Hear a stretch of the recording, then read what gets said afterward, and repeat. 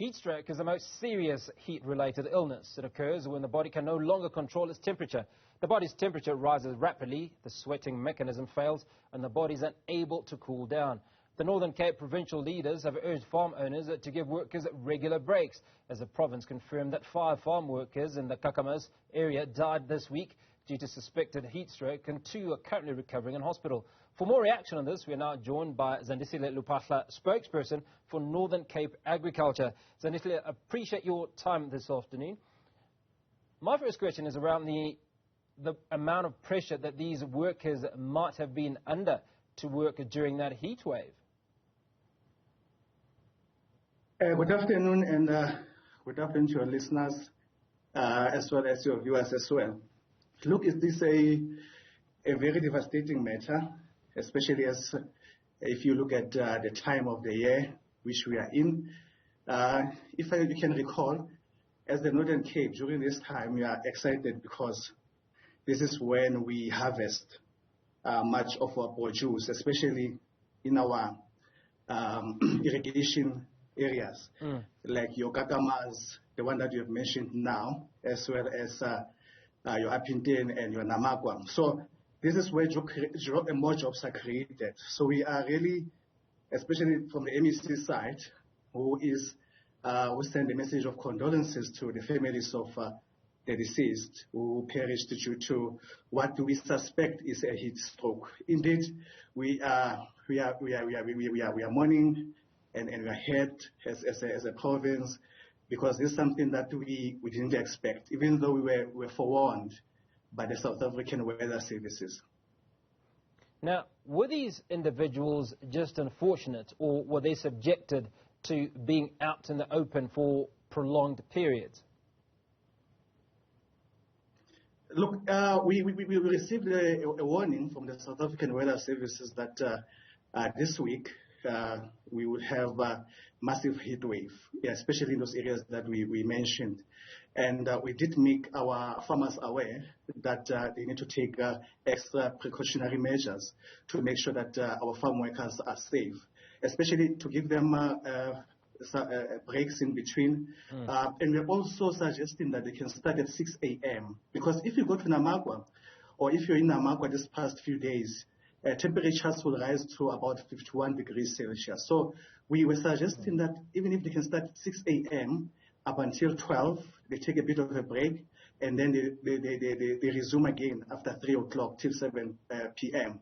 At least it will give our farm workers time to hydrate, to relax, and because the temperatures are peaking between 12 and 3 o'clock. So this is what we were suggesting initially to our stakeholders, to say, let's see if we cannot meet each other halfway by at least starting earlier and finish later. Now let's talk about the regulations governing farm workers. Do they have the right to say to the farmer that I'm feeling unwell or I need to take a break? Or do the rights not allow them to do that? Because I suspect that when you are out in the sun and it is burning, you're going to feel the burn and are likely to hide or take some form of cover, as opposed to working out in the sun at 45 degree temperatures. I mean, the temperatures that you speak of at 51 degrees must be incredibly hot and unbearable. Indeed. Mm-hmm. And thanks for the question. It's a good question indeed. Because, look, we have what we call QAIDA. It is your Occupation, Health and Safety Act, which governs both your construction industry, your farm industry, and your industrial areas where people are working under extreme and dangerous conditions. So even farm workers or farmers, they are aware of this act, which really suggests and also give farm workers the right to, like you said, the right to really work under conducive conditions, so that at the end of the day we don't allow the situation or things that happened now, yesterday and the day before yesterday. So there are acts which are governed by the Department of Employment and Labor, which really are in favor of our farm workers, so they can be protected. Hence, the MEC is going there on Monday morning, the Department of Health, together with the Department of Labor, which is now Department of Employment and Labor, to go and check if really our farmers are adhering to this act, and if our farm workers' rights have not been trampled with. So up to this point, we're not sure what actually transpired at those particular farms that resulted in the deaths of these 5 individuals, and obviously the 2 that are in hospital at the moment. Is that correct? Yes. At this point, what we suspect is heat stroke, since we have excessive heat wave in those areas. So even the doctors, they're still trying by all means to give us a report. But this is what we are suspecting, because, I mean, we cannot have 5 people and 2 on ventilation, 5 people passing away and 2 on ventilation on a go, unless if something is amiss. So the MEC will be on Monday. I hope that she will report back to your station of what she found out, and she will get a report when she got them from the doctors, as well as from the farm workers and everybody else who is involved in this matter. Now, what is the status of the 2 that are currently in hospital? And can you also tell us, will the families of the 5 deceased receive some form of compensation? Indeed. The status of the 2 in hospital, we just received a report now that 1 is out of danger, the other 1 is still struggling to breathe. And as I indicated, there is QUAIDA, or the act, an act that is really protecting our farm workers. So it has to kick in. This is what the MEC is going to check, if the farmers in that area are registered with QUAIDA, because immediately someone gets injured or someone passes on duty, QUAIDA comes in or kicks in.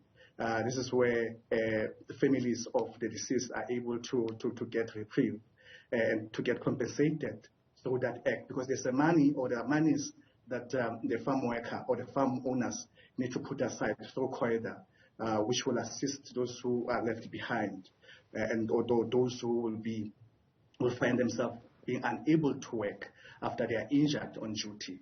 So QUAIDA is what is an act, and that also covers all of these aspects that we mentioned. So of course, this is what the MEC will be looking at when it gets there, to see if they are protected, or they've been paying towards that, so that at the end of the day, the families who are left behind are taken care of.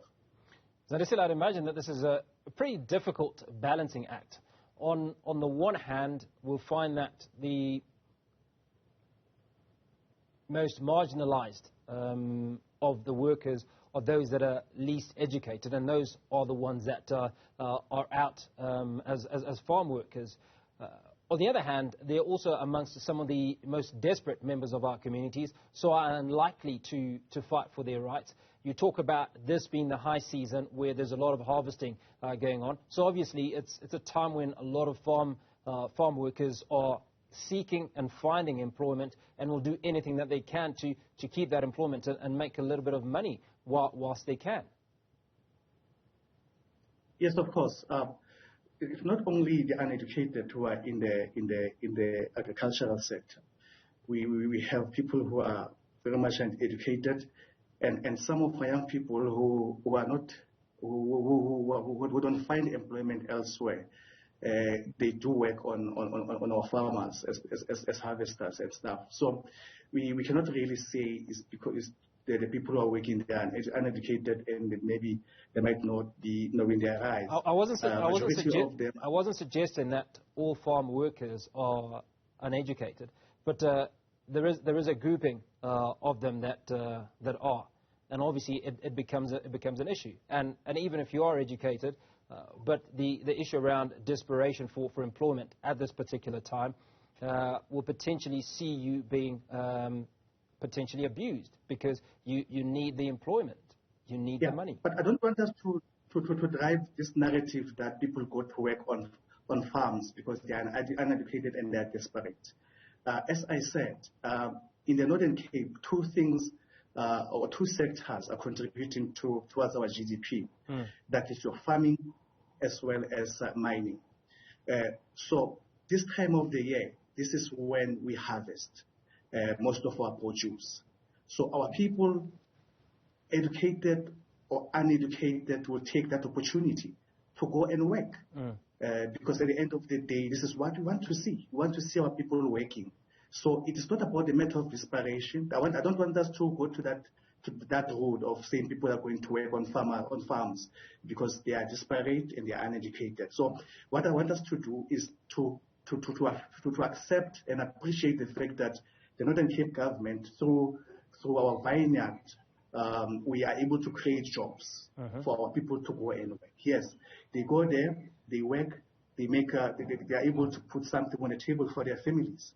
So when such things comes up, the Department of Labor, so the Minister Thula Sinxesi, and our minister as well as our MEC in the province, they come together and they see how best we can assist our people. So these are not the people who are not being taken care of or people who are desperate, but these are our people who also want to make ends meet